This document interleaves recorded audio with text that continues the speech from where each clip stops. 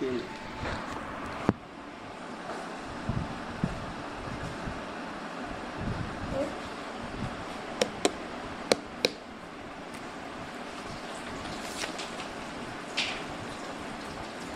बच्चों, बहुउद्देशीय योजना के टॉपिक के अंतर्गत अभी तक मैंने आपको बाकड़ा नागल की योजना, दामोदर घाटी की परियोजना, हीराकुंड की परियोजना के बारे में बताया था। अब मैं आपको कोसी बांध परियोजना के विषय में बताऊंगी। कोसी नदी अपनी बाढ़ों के कारण बिहार का शोक कहलाती है। क्यों कहलाती है? क्योंकि इसकी नदी में जल का बहाव, जल की मात्रा इतनी अधिक हो जाती है कि वो बाढ़ का रूप धारण कर लेती है, जिससे कि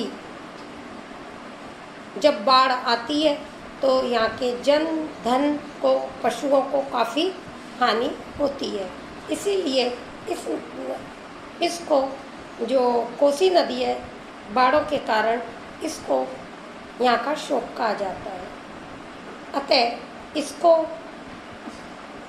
जल को नियंत्रण करने के लिए, सिंचाई फसलों की करने के लिए, शक्ति का उत्पादन, भूमि को अपरदन से बचाने के लिए, दलदल भूमि का पुनः उद्धार करने के लिए, यानी जो भूमि अनुपजाऊ हो गई है उसको उपजाऊ बनाने के लिए, मछली पालन उद्योग को बढ़ाने के लिए, नौकारोहण आदि सुविधाओं के लिए, इसके विकास के लिए 1954 में बिहार एवं नेपाल सरकार के समझौतों के अंतर्गत कोसी परियोजना बनाई गई। इस परियोजना के महत्वपूर्ण तथ्य हैं: नंबर 1, नेपाल में हनुमान नगर के निकट अवरोधक का निर्माण। नंबर 2, बाढ़ नियंत्रण के लिए नदी पर तटबंध तथा नंबर 3, पूर्वी कोसी नहर का निर्माण। नेपाल में निर्मित 1140 मीटर लंबा बांध कंक्रीट से निर्मित है।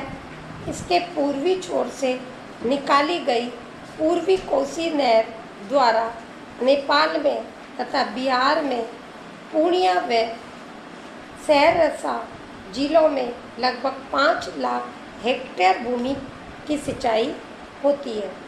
कोसी बांध के दोनों ओर 242 किलोमीटर लंबे तटबंध बाढ़ नियंत्रण के लिए बनाए गए।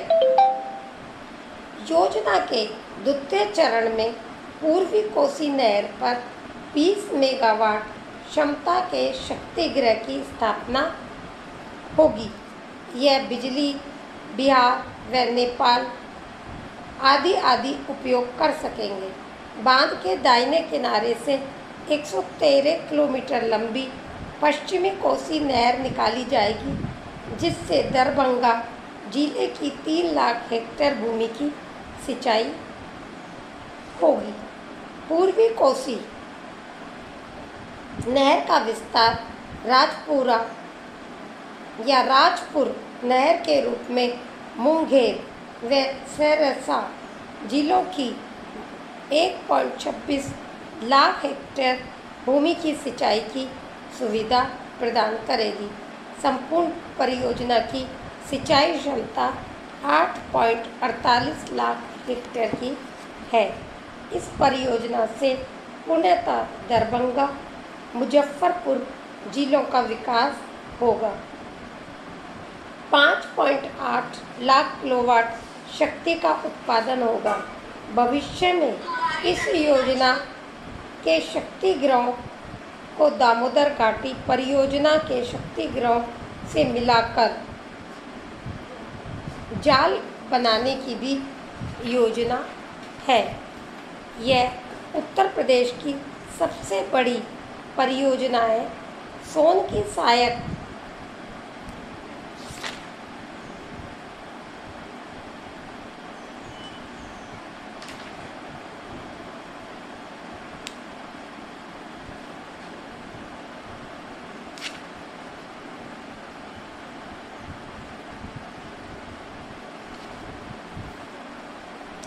यह उत्तर प्रदेश। अब दूसरी आपको बता रही हूँ, रिहंद परियोजना। यह उत्तर प्रदेश की सबसे बड़ी परियोजना है।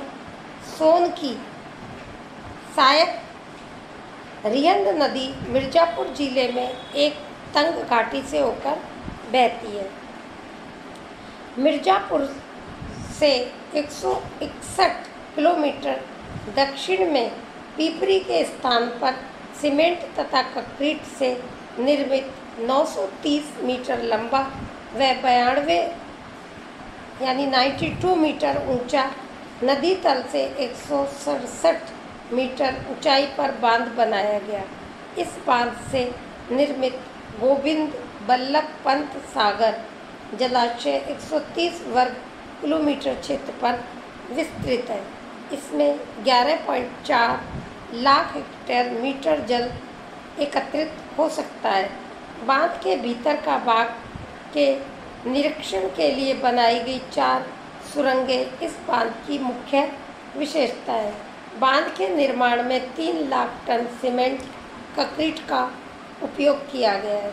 परियोजना पर 37.5 करोड़ रुपए व्यय हुए हैं। बांध के नीचे ओबरा में 300 मेगावाट क्षमता का विद्युत गृह स्थापित किया गया है। सोन घाटी में 160 से 200 किलोमीटर क्षेत्र में अनेक महत्वपूर्ण खनिज जैसे कोयला, चूना पत्थर, संगमरमर, बॉक्साइट प्राप्त होते हैं। इस क्षेत्र के औद्योगिक विकास के लिए रिहंद परियोजना महत्वपूर्ण योगदान है। सहपुरी में रासायनिक उर्वरक, नैनी, टायर ट्यूब, चुर्क में सीमेंट, रेनकोट, एल्यूमीनियम आदि अनेक उद्योग स्थापित किए गए। रेलों, नलकूपों आदि के लिए भी विद्युत प्राप्त होती है। गोविंद बल्लभ पंत सागर के जल को सोन नदी में डालकर सोन नहर प्रणाली के माध्यम से बिहार के चंपारण, दरभंगा, मुजफ्फरपुर आदि जिलों तथा नेपाल में भी 2.5 लाख हेक्टेयर भूमि पर सिंचाई की सुविधा प्रदान की गई है। मछली उत्पादन उद्योग, भूमि संरक्षण, मनोरंजन आदि इस परियोजना के मुख्य उद्देश्य है। अतः रिहंद परियोजना उत्तर प्रदेश की महत्वपूर्ण परियोजना है। तो बच्चों, आज मैंने आपको कोसी बांध परियोजना और रिहंद बांध परियोजना के विषय में बताया। अब इस आगे के लेक्चर में मैं आपको अन्य परियोजना के बारे में बताऊंगी।